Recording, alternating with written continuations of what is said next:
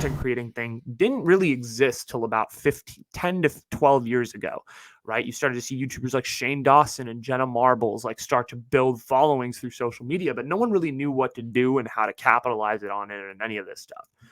But now we live in a society here in 2022 where it seems like everybody's got their own social media account and they're sort of starting to build, and people are sort of starting to realize the advantages of building a business via social media, in that you gain a lot of like brand following, and people will buy your stuff, and as a result it'll make you more money and all these things. So I feel like the creator industry is becoming something that everybody is sort of being a part of, and it's being built up for the first time. It's like Silicon Valley was like that industry in the 1980s and the 1990s that was being formed, right? Where you were like building from the ground up. And I feel like content creating is that way right now. Like we are in an era where social media content creation is being built up from the ground up. Like we are building the foundations for that industry. And this is something that's completely new and it's foreign to everybody. And, with the additions of new technology every day, new social media apps, like you have the opportunity to really get solid engagement and build a following, like, which is crazy. People have never had this, like, as much opportunity and as much like potential to gain followings than as they do right now. But there's a cycle that I've kind of started to notice that it's taken place, and the little trends that I've started to notice with creators that have really started to take shape. Not really, but also just like little things that I've noticed with the various creators that I've followed through the years, and sort of the trends that they have followed. And what I've kind of noticed as the commonality between and the common threads between the various creators that I do follow. So the first thing I've really noticed in the terms of the life cycle of a creator is that there's a lot of different ways to kind of get to the top. And what I mean by the top is like, you have at that point, like, I don't consider the top to be a specific finite number, right? Like 1 million subscribers on YouTube, although that is a very big accomplishment. And I do happen to know quite a few creators who are not like personally, but like I do happen to follow quite a few creators who have 1 million subscribers on YouTube, right? And do they consider 1 million plus? But do they consider that to be like the top? No, because once you get to 1 million, I'm sure you want to get to 2, 3, so on and so forth. It's kind of the way it works. But what I've noticed is that to get to the top, you have to have a couple of things. Whatever the top may be, right? 500K, 40K, whatever. You have to there's a couple things that you have to do. So the first thing is that you have to constantly be relevant. You cannot stop in that, like, you have to constantly be releasing kind of fresh takes or sort of different perspectives all the time. You can't just like take breaks for months on end and then drop like one video here and there. Like there's no Kanye, Frank Ocean approach when it comes to content creating. You have to constantly be relevant because there's like over 500, I heard somewhere, there's like over 500 hours of video being uploaded to YouTube an hour.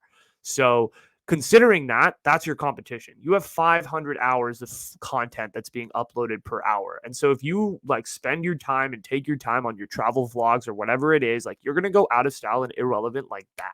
You can't do that anymore. What you have to do is you have to come up with quick stuff all the time. I don't necessarily think that the aesthetic is the biggest issue, which is why I put out videos on TikTok that look like shit sometimes. I will be the first one to admit it. Also, I don't know why. It looks good when I edit it, and then I put it on TikTok, and it's like all grainy and shit. I'm trying to work on that, okay? I apologize. I'm sorry. We'll figure something out, okay? I promise. Soon. But you have to really look, and back to what I was saying, you have to really look at like different perspectives, and you have to find a way to keep it fresh. You can't provide the same like boilerplate stuff all the time, because if you do that, people are going to look at you and just be like, why don't I just go to this guy who has 300K followers who's giving me that same level of content? But you have to give them a different angle, which is why I think like podcasting is so cool. And I think I live in a time where I can provide those angles because I'm someone who likes to look at things from a different angle, from outside the box and stuff like that. So I feel like I fit into that at a really nice pace. But there's more. I think though, like, developing a following is obviously the thread here. That's the key thing that everybody is trying to do, right? You have to start kind of small. I started from nothing. I had no followers on my account. And the first followers crept in and they were my friends and they were my family, right? And those were the first people that follow you. And then eventually, like maybe a friend of a friend follows you, or maybe like someone on TikTok recognizes you and they follow you there and then they follow you on your IG. And then it develops and it kind of, sort of snowballs. And then you can develop a following like that very slowly. But then there's usually what I've noticed as a common thread for all creators, there's a breaking point video or there's a breaking point piece of content that usually gets you over the top and puts you on people's radar. It's happened all the time. I've seen it with various people. I've seen it in the sports space. I've seen it in the fucking entertainment space. I've seen it in the YouTube space. When it comes to Yes Theory, there was a video that they did titled the what was it? There was the videos with Will Smith for Yes Theory is a good example of like how they really got on the national media's map. The Justin Bieber video for them was huge, right? You want to talk about different creators like Joe Rogan probably had a couple clips of his podcast that just kind of broke. Alex Cooper and Call Her Daddy, the Gluck Gluck 9000 clip, which went fucking viral. Those are called the breaking points, in my opinion. Those are the breaking points that really tip you over the edge, that take you from kind of this middle of the pack creator to sort of someone who can kind of distance themselves with a big following. Those are the clips that can really just fucking boom. But it doesn't happen to everyone immediately. And breaking points can be at a variety of different extremes. Like within a certain community, like it can be big, like, within brown TikTok, or it can be big within the crew, like content creators or whatever, right? But as long as you're kind of breaking out and the engagement like has a significant increase, like, yeah, that's your breaking point. I have not reached a breaking point yet. I will try and recognize when I've reached a breaking point. I think I've reached many breaking points. Like I've had videos with like 12, 13, 14 different comments of people like engaging with me and like having a conversation about the various takes that I have, but nothing crazy like that yet. I don't know if I'll get there in a year or 5 years. We'll see what happens. But, that's further down the line.